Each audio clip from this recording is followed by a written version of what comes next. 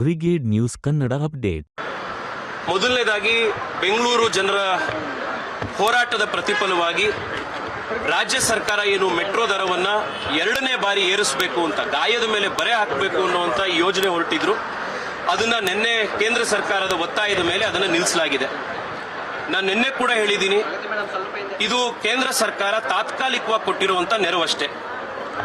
Metro ದರ ಪದೇ ಪದೇ ಏರ್ತಾ ಇರುವಂತದ್ದು ರಾಜ್ಯ ಸರ್ಕಾರ ಇಷ್ಟು ವರ್ಷಗಳು ಹಿಂದೆ ಎಲ್ಲಾ ಸರ್ಕಾರಗಳು ಕೊಟ್ಟಂತೆ ಬಜೆಟ್ನಲ್ಲಿ ಶ್ಯಾಡೋ ಕ್ಯಾಶ್ ಸಪೋರ್ಟ್ ಏನು ಬಜೆಟ್ನಲ್ಲಿ ಮೆಟ್ರೋ ಕೊಡ್ತಾ ಇದ್ರು, ಅದನ್ನ ಈ ಸರ್ಕಾರ ನಾವು ದಿವಾಳಿ ಎದ್ದೋಗಿದ್ದೀವಿ, ನಾವು ಖಾಲಿ ಟ್ರಂಕ್ ಆಗಿದ್ದೀವಿ, ನಮ್ಮ ಹತ್ರ ದುಡ್ಡಿಲ್ಲ, ಆ ಕಾರಣಕ್ಕೆ ನಮಗೆ ಕೊಡಕ್ ಆಗೋದಿಲ್ಲ, ಅದನ್ನ ನೀವು ದರ ಏರಿಸಿ ಪ್ರಯಾಣಿಕರಿಂದಲೇ ತಗೊಳ್ಳಿ ಅಂತ ಹೇಳಿದ್ದಾರೆ.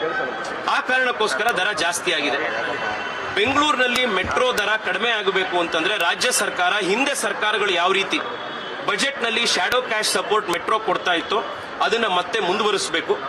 ಮಾನ್ಯ ಮುಖ್ಯಮಂತ್ರಿಗಳು, ರಾಜ್ಯ ಸರ್ಕಾರ ಫೇರ್ ಫಿಕ್ಸೇಷನ್ ಕಮಿಟಿ ಎದುರುಗಡೆ ನಮ್ಮ ಹತ್ರ ಆರ್ಥಿಕ ಸ್ಥಿತಿ ಇವತ್ತು ಬಹಳ ಕಷ್ಟದಲ್ಲಿದ್ದೀವಿ, ನಮಗೆ ಇದನ್ನು ಕಂಟಿನ್ಯೂ ಮಾಡೋಕ್ಕಾಗಲ್ಲ ಅಂತ ಹೇಳಿದ್ದಾರೆ. ಇದು ಬಹಳ ಚಿಂತೆಗೀಡುವಂತ ಒಂದು ವಿಷಯ. ರಾಜ್ಯದ ಸ್ಥಿತಿ ಹೀಗಾಗಿದೆಯಾ ಅಂತ ಬರ್ತಾ ಇರೋ ಬಜೆಟ್ ಸೆಷನ್ ನಲ್ಲಿ ಮುಖ್ಯಮಂತ್ರಿಗಳು ಶ್ವೇತಪತ್ರ ಹೊರಡಿಸಬೇಕು. ರಾಜ್ಯದ ಆರ್ಥಿಕ ಶಕ್ತಿ ಏನಿದೆ, ಆರ್ಥಿಕತೆ ಏನಿದೆ, ನಿಜವಾಗ್ಲೂ ಕೂಡ ನಮ್ಮ ಹತ್ರ ನಾವು ದಿವಾಳಿ ಎದ್ದೋಗಿದೀವ, ನಿಮ್ಮ ನಾಯಕತ್ವದಲ್ಲಿ ಖಾಲಿ ಟ್ರಂಕ್ ಆಗಿದೆಯಾ ರಾಜ್ಯದ ಖಜಾನೆ, ಇದ್ರ ಬಗ್ಗೆ ಕ್ಲಾರಿಟಿ ಕೊಡಬೇಕು ಅಂತ ಆಗ್ರಹ ಮಾಡ್ತಾ ಇದ್ದೀನಿ.